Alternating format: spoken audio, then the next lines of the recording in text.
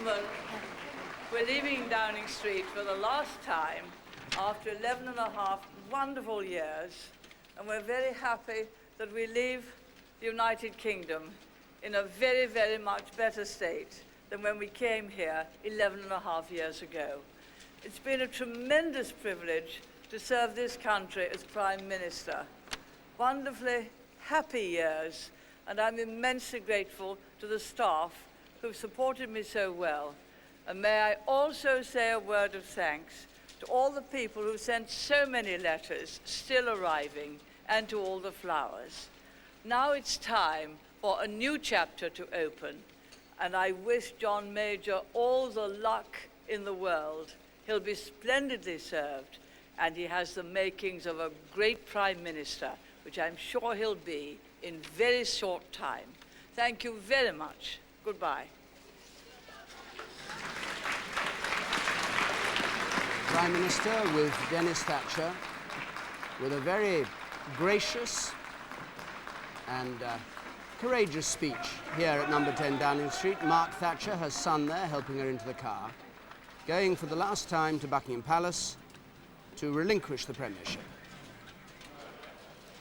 And as in these last few days in the House of Commons and elsewhere, a very spirited performance.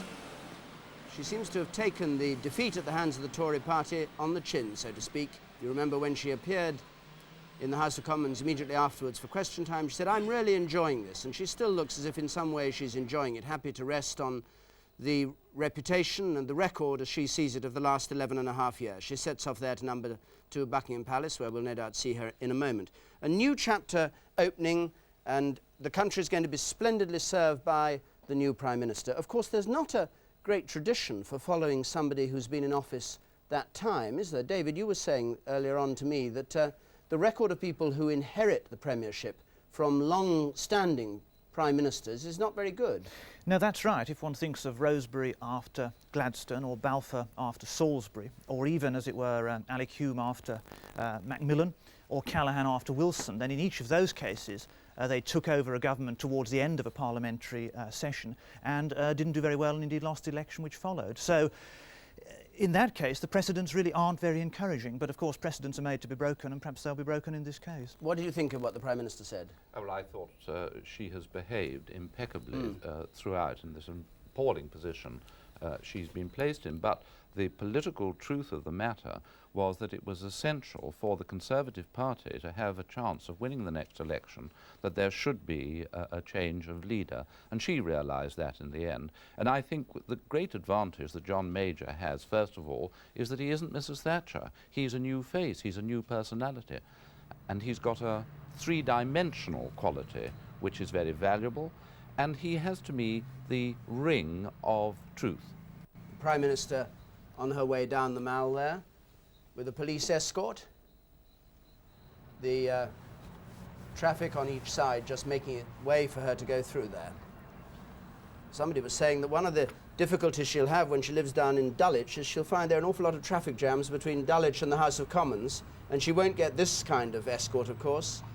After 10 o'clock this morning, she'll give up the trappings of office. She'll still be protected as a Prime Minister, but she'll give up all the trappings of office, and many people find this one of the most painful aspects of relinquishing power, is that you do return with a terrible bump to reality. Yes. I rather wonder how she'll adjust to it. Have you talked to Dennis Thatcher, Norman, about No, I haven't, about but how I he's do going remember to... well the bump with the giving up of office, because when I gave my seals back and came back and looked for my car, which had taken me there, it had gone. I had to walk away. There was a report that Mrs. Thatcher wasn't going to use this car to leave Buckingham Palace, but would leave in a separate car. John? That was in a report, a private car. Of course, the difference is that former Prime Ministers do still get their car, they still get a driver. So although Norman was obviously extremely important minister, he lost his car, but Mrs. Thatcher won't. Well, there she goes, coming round the Victoria Memorial, and the police escort pauses at the gate, a crowd there. And I wonder what her thoughts are as she goes for this last audience of the Queen.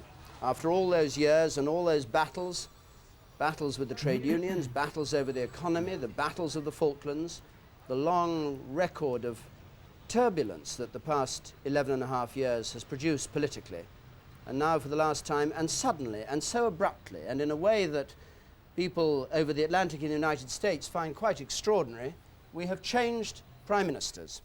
And Mrs. Thatcher goes in there, and we'll see her a bit later on coming out from Buckingham Palace and returning. What she will want to do is to do something very active. To force a by-election in Finchley with a possible Liberal Democrat and all the by-election problems, no. I think she'll stay until the next general election, and then she consider whether or not she wants to go to the House of Lords. I think in terms of her character, we've been talking earlier about how she would respond, and I think what we all know about her is her tremendous physical response to shock, how quickly she can cope with great blows, and this has been an enormous personal blow to her. Obviously, we think of the Brighton bomb and how quickly she got on with the dutiful parts of her office, how immediately she picked up the reins and how she gave interviews and so on. So I think this period for her, in a way, could be not easy, but for her, quite within her orbit. I mean, something except that she for can one handle. thing, that after all the other dramas, she had to carry on as Prime Minister. The burden of office, the responsibilities, the cables, the people. This time there's nothing. There's Dennis saying, I want to go and have a game of golf. What are you going to do today, Margaret? But today, in the immediate period, she's got this extraordinary role, for many people the tragic heroine role, and she's playing that, as you've seen, with absolute aplomb.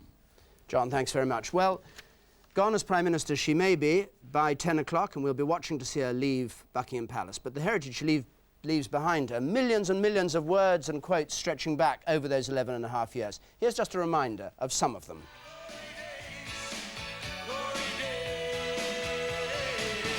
Where there is discord, may we bring harmony. Where there is error, may we bring truth. Where there is doubt, may we bring faith. And where there is despair, may we bring hope. I'm not a good butcher, but I've had to learn to carve the joint. You've got a big job to do in some of those inner cities. Yes, I hope to go on and on. The bomb went off somewhere between 2:45 and 3. I know that because I looked up when I'd finished something at 2:45, and I just turned to do one final paper. We were very lucky. Just rejoice at that news and congratulate our forces and the Marines. Are we going Good to night, declare war gentlemen. on the We should back the workers and not the shirkers. You turn if you want to.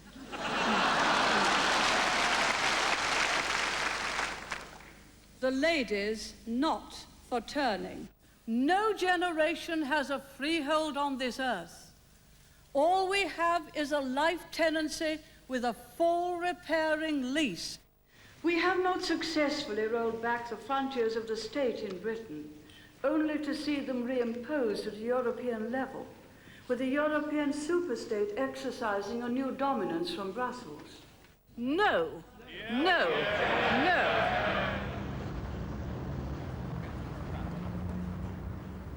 We have become a grandmother of a grandson called Michael. I'm still at the crease, though the bowling's been pretty hostile of late. I confirm it is my intention to let my name go forward for the second ballot. I fight to win. It's only words, and words are all I have to take your heart away. I'm enjoying this. I'm enjoying